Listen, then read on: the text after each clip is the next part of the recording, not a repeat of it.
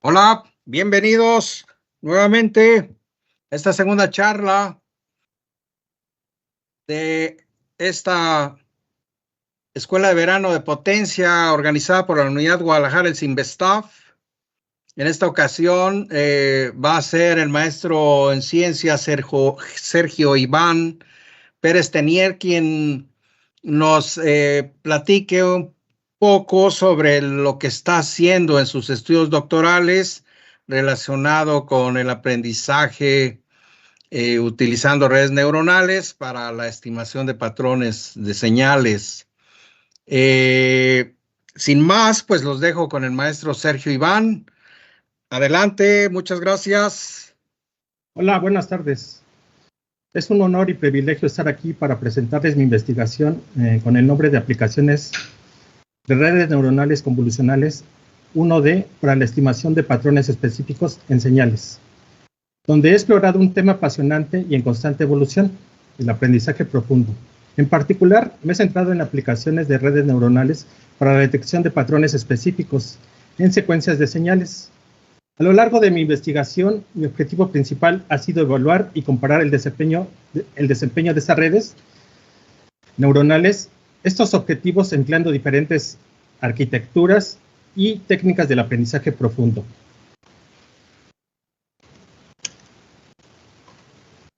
El sistema eléctrico de potencia básicamente juega un papel fundamental en la generación, transmisión y distribución y consumo de energía eléctrica a gran escala. Constituye el corazón moderno de la sociedad moderna, ya que suministra energía eléctrica tanto a hogares, dependencias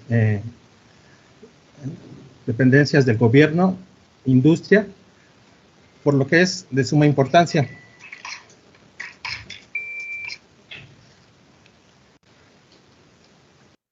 Por lo que el servicio eléctrico pues debe ser continuo y con calidad.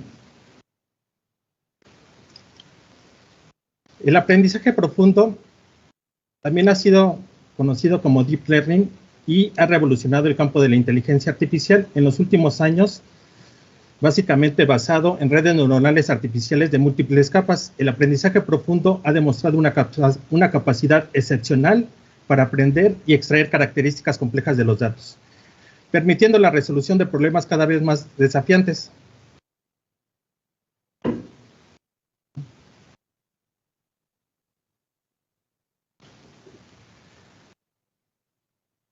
En diversas áreas como la visión por computadora, el procesamiento del lenguaje natural y el análisis de datos secuenciales. Entre el temario para esta presentación, lo que voy a explorar es las redes neuronales, lo que son las redes neuronales perceptrón, la red neuronal convolucional, la metodología de estimación y modelado de estudios del caso en una aplicación, la estimación de una red convolucional y lo que serán las conclusiones para esta aplicación en el sistema eléctrico. El planteamiento del problema se centra en el estudio de la aplicación del aprendizaje profundo en el contexto de redes neuronales, específicamente en redes neuronales multicapa llamadas MLP o perceptrón y las redes neuronales convolucionales, las CNN. Para ello, la metodología de estimación y modelado se utiliza para analizar y comprender el rendimiento de estas redes en diferentes casos de estudio. Uno de los casos de estudio en el cual me voy a enfocar es la estimación de una red convolucional de una dimensión. En el caso concreto es una red convolucional 1D y se pretende utilizar una arquitectura de este tipo, ya que estamos hablando de señales para la estimación o predicción en el contexto unidimensional. Y para ello se exploran diferentes configuraciones y ajustes de red para evaluar su capacidad de aprender y generalizar a partir de los datos de entrada. En cuanto a la metodología para este tipo de investigación, pues básicamente, primeramente es el análisis de los datos, ya que el primer punto importante para que una red pueda aprender es que estos datos estén colocados de manera correcta. El segundo es un algoritmo de detección de eventos de redes neuronales, como puede ser el caso sencillo de una red neuronal perceptrón. Cuando ya se domine este caso de la red neuronal perceptrón, es mejorar. Para mejorar, estamos utilizando una red neuronal convolucional en el contexto unidimensional, por eso se llama 1D. Y en cuanto nosotros dominemos ese aspecto, nos vamos a ir al análisis de redes neuronales convolucionales 1D. El modelado, obviamente, y la simulación de este tipo de redes convolucionales 1D. Entre los objetivos, se evalúa y se compara el rendimiento de las redes neuronales convolucionales unidimensionales, como se trata de detectar el tiempo en línea en ciertos eventos, anomalías o patrones específicos que se presenten en secuencias de señales. Este tipo de detección en línea puede ser muy útil para una amplia gama de aplicaciones, que puede ser desde el monitoreo industrial hasta el análisis de datos de sensores. Para lograr este objetivo, tenemos una serie de objetivos específicos, los cuales vamos a cumplir. Primeramente, investigamos y comprendemos a fondo los conceptos fundamentales de las redes neuronales artificiales, incluidas las redes neuronales perceptrón y las redes neuronales convolucionales, como ya lo había mencionado antes. Para ello es crucial una sólida comprensión teórica de estas técnicas antes de pasar a la práctica. Después de que nosotros dominemos esta práctica, vamos a seleccionar y preparar el conjunto de datos adecuados que nos permitirán poner a prueba nuestro modelo de manera efectiva. A continuación, diseñaremos y entrenaremos lo que será la red de neuronales con diferentes configuraciones, entre lo que dentro de una red neuronal pues están lo que son funciones de activación y técnicas de regularización. Esto básicamente nos va a ayudar a entender cómo afectan los parámetros de desempeño del modelo y cómo podemos mejorar este modelo. Finalmente, el núcleo del proyecto es diseñar y entrenar una red neuronal convolucional 1D explorando diferentes arquitecturas. ¿A qué nos referimos esto? Nos referimos a ponerle diferentes capas, utilizar diferentes métricas, utilizar diferentes optimizadores para que tengamos un óptimo, y a la hora de que nosotros primeramente hagamos el entrenamiento y si este sale satisfactorio, nosotros posteriormente haremos unas predicciones. Si estas predicciones se acercan al 100%, pues decimos que llegamos a nuestro objetivo. Después de esto, obviamente, pues lo que queremos hacer es que esta predicción la podamos hacer en línea y hacer las predicciones de manera correcta y de manera con la mejor calidad que se pueda, ya que podemos utilizar una red neuronal perceptrón, pero si esta tiene sus deficiencias, pues el objetivo es utilizar esta red neuronal convolucional, la cual ha reportado bastante precisión. Entre el estado del arte podemos ver que las redes convolucionales son utilizadas en amplia variedad dentro de la investigación. Dentro de algunos ejemplos muy relevantes que encontré en la literatura, voy a mencionar 4. El primero, pues básicamente es para la clasificación de alta precisión y aprendizaje de transferencia en lo que es una interfaz cerebro-computadora basada en una electroencefalografía de imaginación motora. Y básicamente este enfoque es mejorar la comunicación y control de dispositivos para personas con discapacidad motora. Y como podemos ver, pues tiene que ser muy inmediato, pues tiene que ser en tiempo en línea. Otro es extraer características relevantes espectroscópicas para predecir propiedades químicas, que es el segundo artículo. Este enfoque tiene aplicaciones en la quimiometría y en el análisis de datos espectroscópicos para lo que es la caracterización de sustancias químicas. Otro punto importante también para este estado del arte es el análisis de datos de tráficos de redes de computadoras. Como podemos ver, las redes de computadoras pues básicamente su velocidad es impresionante. Y si estas redes pueden hacer las predicciones precisamente de esta manera tan rápida, pues es muy efectiva para lo que son las predicciones en línea. Y por último, pues el último es un enfoque para optimizar las propiedades moleculares cuánticas y predecir constantes de acoplamiento intramolecular y lo que sería el posible medicamento. Entonces, dentro de estos artículos, pues lo que quiero destacar es que puede ser utilizado para predicciones que no requieren tanto tiempo o para predicciones que pueden ser en línea. Dentro de lo que vamos a explorar y que les había comentado, pues básicamente es una red neuronal artificial. Una red neuronal artificial es el resultado de interconectar múltiples neuronas, tal como lo muestro aquí en esta figura. En la primera sección se encuentra la capa de entrada. La segunda capa se le llama la capa oculta, donde se pueden conectar miles o millones de estas neuronas de forma organizada, que obtenemos una red neuronal artificial que puede aprender a realizar tareas complejas a partir de datos específicos. O sea, nosotros tenemos una entrada y tenemos una salida, pero estas básicamente tiene que ser de manera concreta. Su entrada tiene que decir cuál va a ser su salida. Entonces, es una estructura neuronal básica que consta de una capa de entrada donde se introducen los datos a procesar, una capa de salida que genera los resultados. Y entre ellas, pues como ya lo había mencionado, el procesamiento se realiza en las capas ocultas que hacen las transformaciones internas de los datos. En el ejemplo que vemos, tenemos una red neuronal, pues básicamente con estas tres características. Bueno, esta red neuronal, la más sencilla que podemos analizar para que ustedes puedan comprenderlo, se le llama red neuronal perceptrón.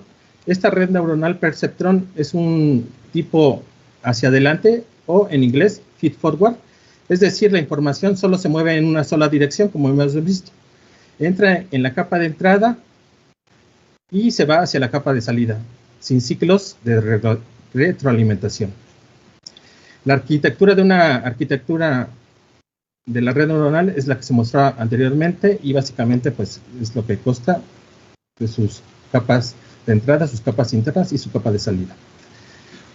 Esta capa produce los resultados finales de la red, y básicamente la fórmula básica para calcular la salida de la neurona individual pues es la estimación va a ser igual a una función de activación, la sumatoria de los pesos por las entradas más un sesgo.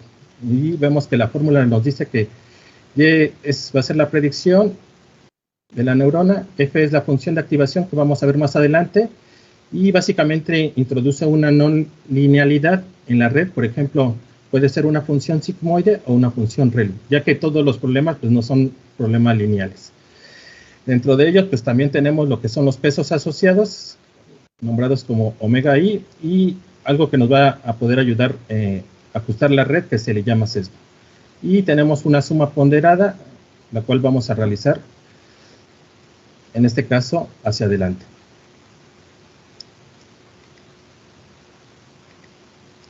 Bueno, ahora el proceso de entrenamiento de una red neuronal multicapa perceptrón es el siguiente. El primer paso pues es definir la arquitectura de la red.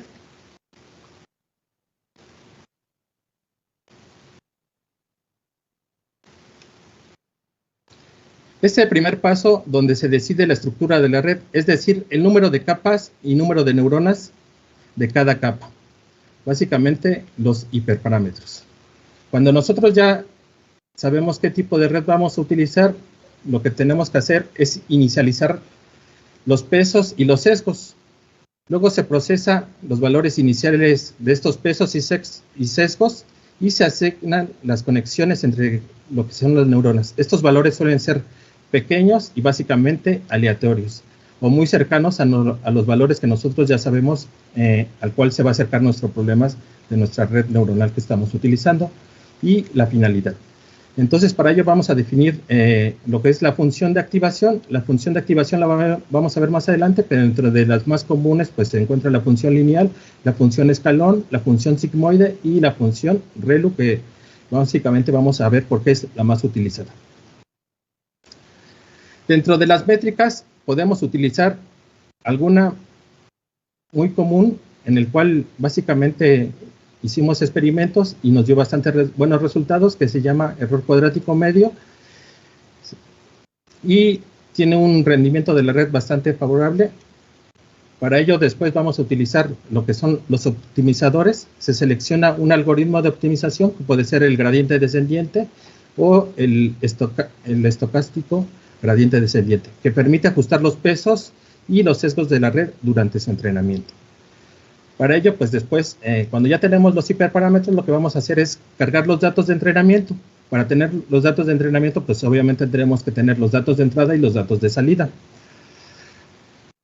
Ahora bien, cuando nosotros ya cargamos los datos, lo que es el siguiente paso es calcular la salida, o sea, hacer las operaciones internas El siguiente paso es calcular la salida y las pérdidas. Se calcula la salida de la red y la función de pérdida, por ejemplo, el error cuadrático medio, para evaluar el rendimiento de la red. El paso siguiente será actualizar los pesos y el sesgo utilizando un algoritmo de optimización. Se utilizan los pesos y sesgos de la red para minimizar lo que será la función de pérdida. Y repetir los pasos anteriores será el siguiente paso. Es el proceso de entrenamiento, en el cual se repite varias veces o varias épocas hasta que se alcance un criterio de finalización. Esto lo vamos a ver en una gráfica más adelante, donde vamos a observar cuál será nuestro óptimo de épocas, o si queremos alcanzar un criterio de una mínima pérdida. Y por último, pues es evaluar el rendimiento de la red neuronal. En este caso utilizamos la métrica del error cuadrático medio en el conjunto de validación. Entonces, lo que tenemos es un conjunto de entradas de entrenamiento, pero también nosotros tenemos que tener un conjunto de pruebas. Entonces, en este punto, nosotros vamos a usar ese conjunto ahora de prueba y vamos a validar qué tan efectiva fue nuestra red con los datos que no tuvimos en el entrenamiento, o sea, con datos externos. Entonces, esto lo repetimos durante varias épocas hasta que se alcance un criterio de finalización. Como lo había mencionado, pues puede ser un número máximo de épocas o una mejora mínima en la pérdida. Y este será el proceso de entrenamiento de la red neuronal perceptron. Entonces, dentro de las métricas tenemos varias, pero vamos a nombrar 4 de las más destacadas. Entre las más destacadas, pues tenemos una función lineal. Nosotros, por la experiencia y estudiando la parte de lo de las redes, la parte teórica, pues sabemos que no todos los problemas se pueden resolver con funciones lineales, ya que hay muchos problemas donde están un conjunto de datos y no siguen una parte lineal. Entonces, esta función solamente sirve para problemas muy sencillos. Para resolver los problemas de problemas no lineales, pues se utilizaron funciones como función escalón, la función simoide, y la que da muy buenos resultados y está reportada dentro de varios artículos es una función que se llama ReLU. Entonces, primeramente, pues, como les había mencionado, pues tengo una función lineal, es una función de la más simple. Su salida, pues básicamente es una recta, donde pues básicamente es una y igual a mx más b, donde m va a ser su pendiente y b va a ser su ordenada al origen. Entonces, dentro de ello, pues también tenemos que saber que su derivada va a ser una constante. Otra función es la función escalón. Esta función devuelve un valor 1 si la entrada es mayor o igual a 0, o 0 de la forma contraria. Y básicamente no es diferenciable en el punto x igual con 0. Dentro de la siguiente tengo la función sigmoide. Esta función es una función no lineal. Como podemos ver, es una función tipo S que se mapea en los valores de entrada entre un rango y 0, 1, y su función es igual a f de x igual a 1 entre 1 más la exponente a la menos x. Su derivada, pues básicamente es f de x más, multiplicada por 1 menos f de x. Dentro de la siguiente tengo una función que se llama ReLU, que es la más utilizada. Este devuelve un valor máximo entre 0 y 1, y básicamente, como su función lo dice, va a ser positivo para los valores de x y va a ser 0 para los valores de 0.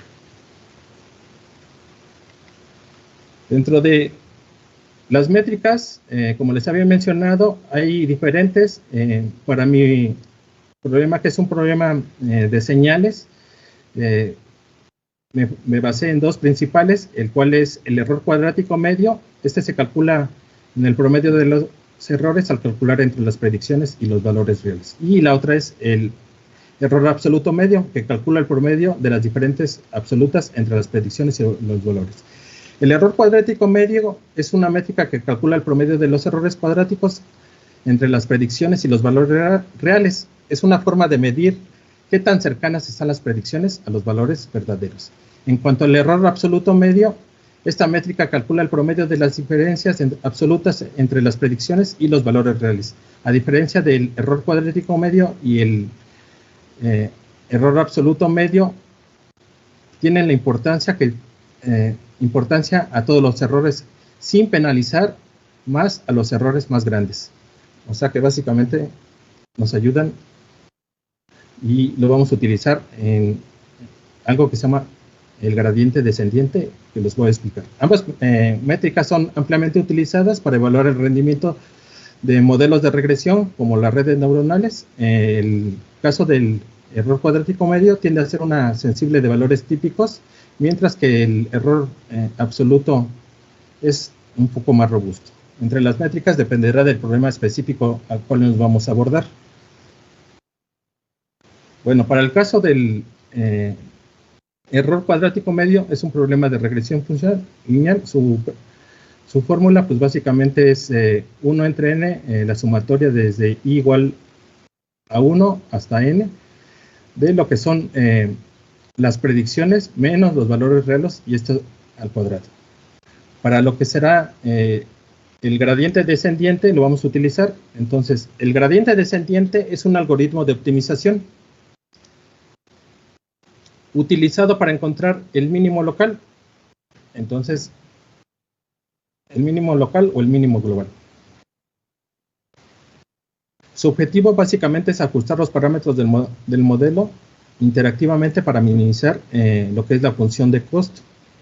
Básicamente el algoritmo se basa en calcular el gradiente de la derivada de la función de costo con respecto a los parámetros del modelo. Luego se actualizan los parámetros en la dirección opuesta al gradiente a fin de reducir el valor de costo, como se puede ver aquí en el ejemplo. El gradiente descendiente es un algoritmo de optimización, como yo les había mencionado, para encontrar el mínimo local de una función. Esto significa que el algoritmo busca un punto más bajo en la función de costo, aunque puede quedar atrapado en lo que es un mínimo local en lugar del mínimo global. Para que el gradiente descendiente funcione correctamente, la función de costo, pues básicamente debe ser diferenciable y convexa. Esto asegura que el algoritmo converja hacia el mínimo de manera eficiente. Y la gráfica, pues básicamente muestra la representación de la función de costo, que es en la línea de color verde, y cómo el gradiente descendiente irá hacia su mínimo en esta función, que será el mínimo global, que es lo que nos interesa. Puede quedar atrapado entre un mínimo local y a lo mejor no será bueno para realizar las predicciones. Dentro del algoritmo del gradiente descendiente, para el caso de una red neuronal perceptrón, se utiliza, voy a utilizar lo que es el error cuadrático medio, que se implementa de la siguiente forma. Se calcula la salida de la predicción para calcular la derivada en función de la pérdida con respecto a los parámetros. Entonces, cuando nosotros realizamos la derivada del error cuadrático medio con respecto a los pesos, pues su resultado es 2 sobre n, la derivada de las predicciones con respecto a los pesos, multiplicado por las predicciones menos los valores reales, donde la derivada de la predicción con respecto a los pesos, pues básicamente es x. Y el siguiente paso es actualizar los pesos. Entonces, nosotros actualizamos los pesos, pero ahora lo vamos a multiplicar por algo que se llama la tasa de aprendizaje. Esta tasa de aprendizaje la vamos a ver en la siguiente ejemplo. Y vamos a ver qué tan importante es este parámetro, cómo se debe inicializar, ya que si lo inicializamos con un valor grande, nos podría ayudar o perjudicar. Y si lo inicializamos con un valor pequeño, nos podría ayudar, pero tardaría mucho el proceso de entrenamiento. Entonces, también tenemos que ver todos esos puntos para el entrenamiento de la red. Y todo esto se repite hasta converger y llegar a un mínimo global. Bueno, para ello tengo un pequeño ejemplo. Este ejemplo consta de 20 muestras aleatorias de una función lineal con una pendiente muy cercana a 0. Entonces, estos valores aleatorios son pues las líneas, los puntos que tenemos aquí de color verde, y lo que nosotros queremos es encontrar una función, o la red detecta una función, en este caso, que haga pasar el mayor punto de estos ejemplos. Entonces, como ya lo había mencionado, se crean 20 muestras aleatorias en función de una línea con una pendiente cercana a 0. Esto significa que se han generado 20 pares de valores X y Y. Entonces tenemos las entradas y las salidas. Este tipo es muy útil para ilustrar el concepto que les quiero mostrar en la siguiente figura. Entonces, lo que nosotros queremos es que nuestra red converja a nuestro mínimo global. Entonces, el proceso de entrenamiento de la red que vamos a utilizar, en este caso es el gradiente descendiente, que es el optimizador. El gradiente descendiente pues es el optimizador más sencillo, pero es bastante ilustrativo, ya que podemos ver cómo la red puede converger dependiendo de los parámetros que nosotros inicialicemos, tanto el peso como la tasa de aprendizaje, el peso omega y la tasa de aprendizaje eta. En la primera figura podemos observar que la tasa de aprendizaje es muy pequeña, 1.2, perdón, y su inicialización de peso es 1. La figura pues muestra que converge. La siguiente, el peso lo hacemos más lejano, por lo tanto, a que llegue a converger es un poquito más lento. El siguiente, la tasa de aprendizaje es demasiado pequeña, entonces se va a tardar demasiado tiempo. Entonces, a lo mejor tampoco nos sirve porque estamos utilizando mucho tiempo de procesamiento y a lo mejor quede atrapada en un mínimo local y lo que queremos es que quede en un mínimo global. En la siguiente, pues, tenemos una tasa de aprendizaje igual a 1, entonces podemos ver que es bastante rápida y a lo mejor será la manera más rápida de llegar a este aprendizaje.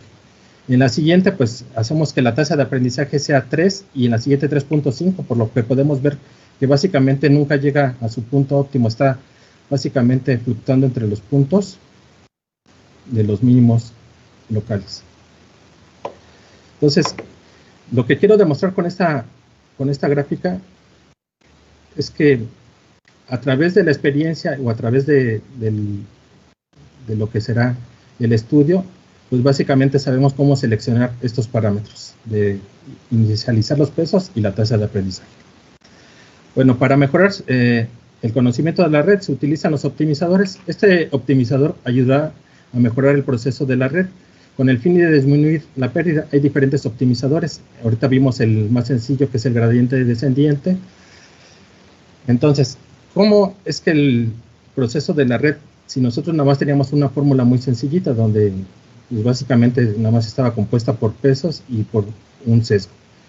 Entonces, no solamente la red tiene esa pequeña fórmula, sino tiene todo un proceso en el cual el siguiente proceso pues es el entrenamiento. El entrenamiento pues lleva varias épocas. Entonces, el propósito de la siguiente parte pues es un optimizador. El optimizador es mejorar los pesos de la red neuronal con el fin de disminuir lo que es la pérdida o funciones de error. Esto se logra a través de diferentes técnicas. El optimizador pues básicamente como entrada de pesos actualiza la red y realiza ajustes interactivos a estos procesos para minimizar la función de pérdida, como lo habíamos visto anteriormente. El optimizador interactúa con otra parte clave de la red, como la capa 1, la capa 2, las predicciones de la salida, la predicción de la red y la función de pérdida, para llevar a cabo un proceso de optimización. Algunos de los optimizadores más comunes utilizados, que les voy a mencionar más adelante, es el ADAM, el RS-Prom, entre los más comunes. Cada uno de ellos tiene sus propias características adecuadas y dependiendo del problema, de la arquitectura de la red y el problema de la red a la cual la vamos a utilizar. La elección del optimizador es algo fundamental para lograr un buen rendimiento y una convergencia del modelo de aprendizaje profundo. De los diferentes optimizadores puede tener un impacto significativo. Entonces, bueno, aquí la gráfica básicamente pues vemos que las entradas van hacia la capa 1, hacia la capa 2, se hace la predicción, se hacen las etiquetas, la función de pérdida y el optimizador está en esta parte. Entonces, lo que va a ayudar a hacer es que los pesos lleguen a lo que es su óptimo y estos puedan hacer las predicciones de manera correcta, de manera sencilla Así se realiza el proceso de entrenamiento de la red. Bueno, entre los diferentes optimizadores, como ya les había mencionado, pues aparte del gradiente descendiente, el siguiente será en lo que se llama el momentum. El siguiente, el RS-Prom y el ADAM. El momentum, a diferencia de, como lo vimos, la función es una función convexa, y si lo vemos como una bandeja, la cual, por ejemplo, nosotros le tiramos una canica, entonces básicamente la canica se va a acelerar por esta superficie debido pues a la fuerza de gravedad, y esto se le llama momento. Entonces, ese momento, pues básicamente es agregar este parámetro beta, y va a hacer que esto llegue más rápido. El siguiente algoritmo se le llama el RS-Prom. Este intenta tener un factor escalado al gradiente descendiente con una mayor pendiente.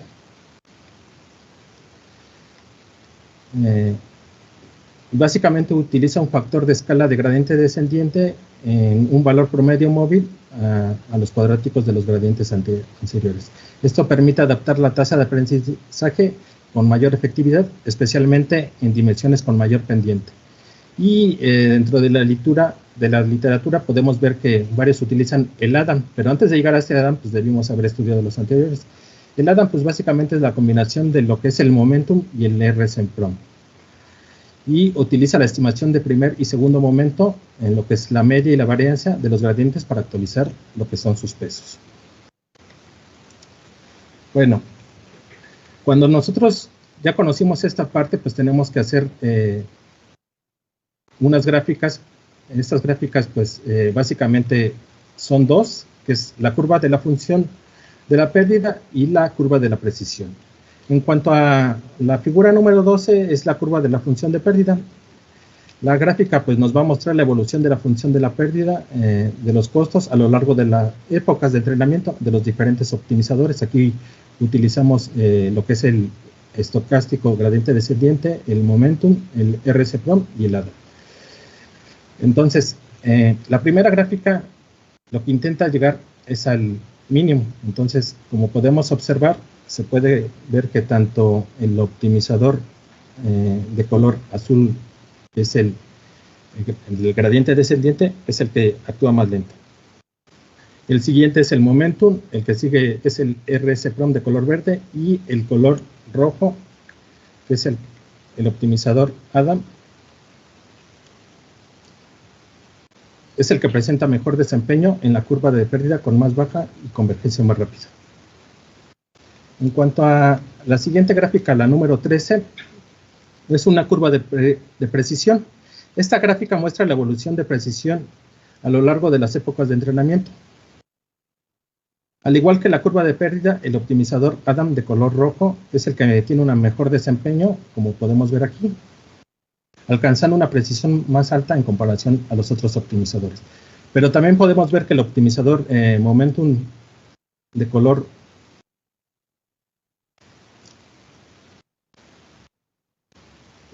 naranja y el optimizador RS-Prom también tienen una bastante precisión. Y el que actúa un poquito más lento, pues es el que yo les había explicado. Esa es la explicación, la hice porque pues es la manera más fácil de ver cómo la red va entrenando. Pero cuando nosotros vamos avanzando dentro de este estudio, pues podemos ver que de acuerdo a las predicciones, pues básicamente el entrenamiento se logra mejor con el optimizador ADAM, o podemos utilizar el RS-Prom y el momento.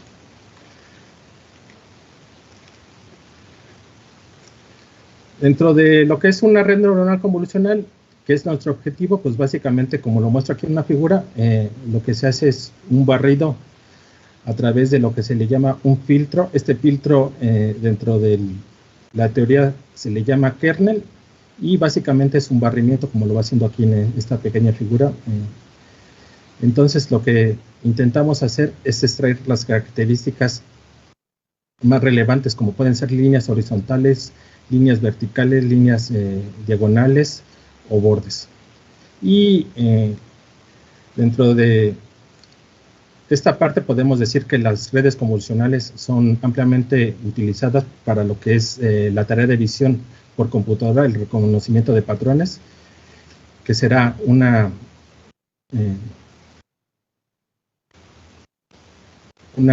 convolución 2D para este tipo de... Pero nosotros vamos a hacer una convolución 1D que es para señales, que puede ser señales de audio o señales eléctricas. Bueno, la siguiente es cómo está compuesta una red convolucional. La imagen muestra los pasos para realizar una red neuronal convolucional para procesar la entrada y convertirla en un vector unidimensional. La capa de entrada, pues básicamente puede ser una imagen, entonces esta imagen puede ser una matriz que se introduce a la red. La capa número 2 es la capa de convolución. Esta capa, como la figura anterior, es una capa que aplica filtros convolucionales a la entrada para extraer las características relevantes de los bordes, texturas y patrones. Esto básicamente fue creado, pues, como el ojo humano lo observa también. El ojo humano también detecta lo que son los patrones. Por eso la idea es utilizar estos filtros para que nosotros podamos detectar las características.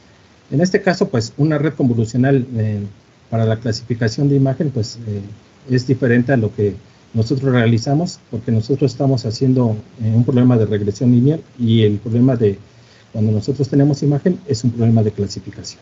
Entonces, por ejemplo, la clasificación sería, por ejemplo, si es un perro o un gato o otro tipo de mascota. Y en cuanto a la predicción que nosotros vamos a realizar, es una predicción en una red convolucional 1D, que será para las señales, que son los patrones específicos o secuencias de señales. Bueno, la siguiente capa es una capa de reducción, que es la número 3. Después de que la convolución se realiza, se aplica una capa de reducción que se le llama pooling. Y esta capa sirve para realizar, para hacer una reducción dimensional de los datos y que estos conserven sus características más importantes. La última capa se le llama una capa de reducción, esta capa de convertir a un vector unidimensional. Esta capa puede haber múltiples capas de convolución y reducir apiladas, cada una extrayendo las características más complejas. Esto se realiza para que cuando nosotros hagamos el entrenamiento, la red, el proceso de entrenamiento sea más suave. Y bueno, me faltó mencionar que al final de eso, pues se hace pasar por una red neuronal sencilla, como la habíamos visto anteriormente. Bueno, entonces el siguiente diapositiva que les voy a mostrar es cómo se utilizan estos filtros. Estos filtros, nosotros, por ejemplo, tenemos esta figura de un perrito. Este perrito, nosotros vamos a aplicarle el filtro. El primer filtro que le estamos aplicando es un filtro para detectar líneas horizontales. Entonces, aquí tenemos la figura y como podemos ver, se detectan solamente líneas horizontales. Si nosotros queremos detectar líneas verticales, pues aplicamos el filtro con líneas verticales, y ahora lo que estamos observando son líneas verticales. El último ejemplo, pues, es un filtro para detectar bordes. Entonces, todos estos filtros nos van a ayudar a detectar características especiales, como les había mencionado. Cuando se utiliza para la clasificación, pues nosotros, a través de estos bordes, de estas líneas, podemos saber si es un gato, un perro o otro tipo de mascota. Como los ejemplos que se muestran más sencillos dentro de la literatura. Bueno, una red convolucional, como su nombre lo dice, pues aplica una convolución. Entonces, tenemos que la operación a realizar es en la capa de convolución, básicamente es la multiplicación de lo que es los procesos de activación Z y J, y se multiplican por el filtro del kernel. X es la parte de la entrada que se aplica del filtro y se representa por la convolución de la operación de W por X, y representa la operación, la convolución entre el filtro omega y la parte de la entrada X en la posición IJ del mapa característico, y B, como lo habíamos mencionado, pues también se utiliza un sesgo. Luego el valor de activación se pasa a través de una función de activación no lineal, como puede ser la ReLU, para obtener el valor final del mapa de características y así obtener las líneas horizontales, verticales, horizontales. Bueno, la siguiente capa pues es un max pooling, como les había mencionado, pues es una capa de reducción. Este ejemplo básicamente es, tenemos una matriz y queremos hacer que se reduzca. Entonces lo que toma este max pooling es el valor máximo. En el primer segmento toma el valor 8, en el siguiente segmento toma el valor 6, en este tercer segmento toma el valor 3 y en el último, perdón, el valor 9 y en el último también toma el valor 9. Se pasa a través de la siguiente capa. La siguiente capa es convertir a un vector unidimensional. Este vector unidimensional, como vimos, tenemos ahora una matriz de 2 por 2. Entonces, para pasarlo a la red, lo vamos a pasar a través de lo que será un vector unidimensional. Entonces, este vector unidimensional pues va colocando los valores de manera de un vector. Bueno, la red convolucional 1D, al igual que la red convolucional de 2D, pues también utiliza las capas de convolución, la capa de pooling, podemos tener una capa de convolución y otra capa de pooling. Ahora nosotros no vamos a aplicar filtros cuadrados como se vio en la figura anterior, sino filtros de una sola dimensión. Entonces se va haciendo el barrido, como en esta figura 23. De manera representativa tengo aquí un filtro que tiene un filtro unidimensional de 1 por 2, mientras el segundo caso pues es un filtro de 2 por 2. Entonces la experiencia de cómo vamos a utilizar estos filtros pues también va a depender de qué tipo de problema vamos a resolver. Bueno, la finalidad, pues como lo había mencionado, pues a lo mejor me tardé mucho, pues es utilizarlo en lo que son los sistemas de potencia. Entonces, la estabilidad de los sistemas de potencia puede ser definida como la propiedad del sistema que permite permanecer en un estado de equilibrio, de operación bajo condiciones normales y recuperar un estado de equilibrio aceptable después de haber sufrido un disturbio. Y como les había mencionado, pues la energía eléctrica pues es el corazón de la sociedad moderna. Por lo tanto, queremos que la energía eléctrica llegue de la mejor calidad posible y que nunca falle. Entonces, una clasificación relevante dentro de la clasificación de los sistemas eléctricos potencia es la estabilidad transitoria, la cual es la capacidad del sistema eléctrico mantener en sincronismo todas sus unidades generadoras al sufrir un disturbio severo. Entonces, nosotros no queremos que ocurra eso. Para ello, pues, dentro de los parámetros de los generadores, tenemos algo que es el inercia. La inercia es un atributo de los generadores de energía convencional que dificulta el cambio de velocidad rotacional. Esta inercia de mecánica se transmite de la red eléctrica, evitando que la frecuencia se reduzca a gran medida cuando fallando una planta de generación. En otras palabras, la inercia de estos generadores ayuda a mantener la estabilidad de la red al resistir cambios repentinos de velocidad de rotación y la frecuencia cuando hay interrupciones. Entonces, los dos parámetros importantes pues es el voltaje y la frecuencia. Entonces, nosotros no queremos que nos llegue con diferente frecuencia ni con diferente. Entonces, un parámetro que nosotros vamos a estar monitoreando pues es la frecuencia a través de esta inercia. Entonces, la metodología pues fue la recopilación de datos, el procesamiento de datos, el diseño del modelo, el etiquetado de los datos, el entrenamiento de la red y la evaluación del modelo. Entonces, toda esa parte pues sí nos tardamos en explicarla porque es de suma importancia saber cómo íbamos a ocupar el problema de las redes neuronales. El modelo pues lo utilizamos en una computadora pues, normal, tampoco necesitamos gran tecnología. Y la implementación pues fue el conjunto de datos, la exploración la preparación de datos, la construcción del modelo. Utilizamos las métricas que ya habíamos mencionado en la compilación del modelo, que incluye una capa convolucional 1D. En este caso utilizamos 64 neuronas que nos dan como resultado un buen resultado. Para el entrenamiento pues hicimos diferentes pruebas y vimos que con 500 épocas era suficiente. Se evaluó la eficiencia del modelo mediante una gráfica que muestra la magnitud de pérdida de las épocas, la cual voy a mostrar más adelante, y la representación gráfica de los datos de entrenamiento frente a la salida. Se observa un resultado satisfactorio, lo que indica que el modelo de la red neuronal comparado con la red neuronal perceptrón es un poquito más rápido. Bueno, los conjuntos de datos pues es un conjunto de vectores y el conjunto de salida, en este caso que nuestro parámetro importante pues es la inercia. Entonces ese parámetro como podemos ver, pues la entrada puede ser un vector y la salida también puede ser un vector. En este caso, o puede ser al revés. La entrada puede ser un escalar y la salida un vector. Pero en este caso fue un vector la entrada y la salida es un escalar. Bueno, entonces cuando nosotros hacemos la evaluación del modelo, durante el entrenamiento de red, la magnitud de pérdida disminuye gradualmente, como podemos observar. Y la gráfica de magnitud contra las épocas muestra que cambia la magnitud de la pérdida a lo largo del tiempo, que nos permite evaluar la eficiencia del modelo y determinar cuándo se ha alcanzado la convergencia. La convergencia podemos ver que se ha acercado en este punto, básicamente, pero nosotros queremos saber si nos podría ayudar si lo aumentamos más el número de épocas. Por eso, a veces la convergencia se llega rápido, pero aún así queremos un poquito de mayor precisión y dejamos avanzarlo con más épocas. En cuanto a la evaluación del modelo, pues nosotros tenemos en esta gráfica que los puntos de color azul son los datos y la predicción es la de color amarillo. Entonces, la predicción es bastante buena. Una gráfica de las que no tengo aquí es precisamente la comparación entre haber utilizado una red neuronal perceptrón y haber utilizado una red neuronal convolucional 1D.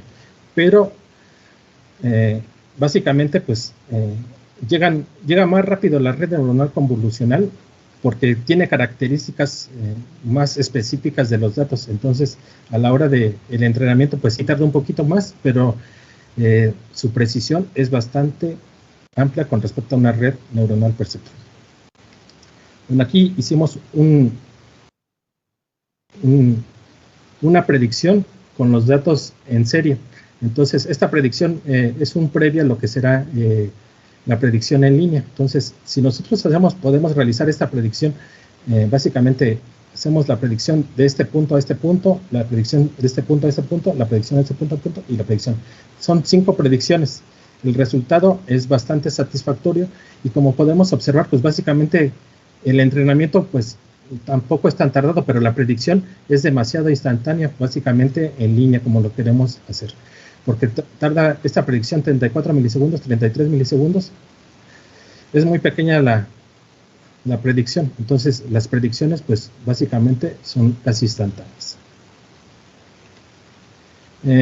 Bueno, para finalizar, básicamente utilizamos las métricas de la predicción para hacer el rendimiento de la red, lo que nos pareció bastante interesante, y el rendimiento, pues, fue bastante aceptable, arriba del 90%, lo que significa que es capaz de identificar básicamente de las pruebas que hicimos el 95% de los casos, y la capacidad de generalización, evaluar la capacidad del modelo para generar nuevos modelos. Utilicé el conjunto de pruebas separado que no se utilizó en el entrenamiento, básicamente datos de prueba en el modelo, y el modelo logró un rendimiento similar al conjunto de prueba. Y en cuanto al análisis de error, pues básicamente analicé los casos del modelo cometiendo errores, identifiqué patrones comunes en el caso de la mala clasificación y revisé las características de los datos. Esto me ayudó a identificar posibles mejoras del modelo y del proceso de etiquetado de lo que son los datos. Dentro de las direcciones de investigación, pues básicamente la detección en tiempo en línea, como se había mencionado, de la estabilidad, y mejorar la capacidad de respuesta ante perturbaciones del sistema de detección basados en el Deep Learning. La investigación también toma un papel importante en lo que son las energías renovables, explorando cómo la integración de las energías renovables pues afecta la inercia, ya que está combinada el ciclo normal con lo que son las energías renovables. Y proporcionar información valiosa y gestión de sistemas eléctricos, lo que son las fuentes renovables, es una de las líneas de investigación. Bueno, por mi parte sería todo, y como conclusión puedo decir que utilizar las redes neuronales para lo que son problemas del sistema eléctrico de potencia es posible gracias a que las redes neuronales pues básicamente pueden ser implementadas en lo que son la detección de anomalías o secuencias de señales. Y no solamente para la clasificación, como básicamente pues vamos a encontrar hasta videos muy sencillos y literatura muy sencilla que se utiliza para la clasificación, o para el procesamiento del lenguaje natural, como sería la traducción de un idioma hacia otro idioma. Bueno, por mi parte sería todo. Y pasamos a la sección de preguntas. Muchas gracias. Pues ya no tenemos tiempo, ingeniero. Se tomó todo el tiempo del mundo, entonces pues aquí vamos a cortar. No antes agradeciendo a todos su participación, su presencia en estas charlas del verano 2024 de Potencia, organizada por la Unidad de Guadalajara, el Sinvestaf. Muchas gracias a todos, al ingeniero Sergio por la presentación que nos acaba de realizar. Y recuerde pues que todas estas charlas quedan grabadas en el Facebook de la Unidad Guadalajara, el Sinvestaf.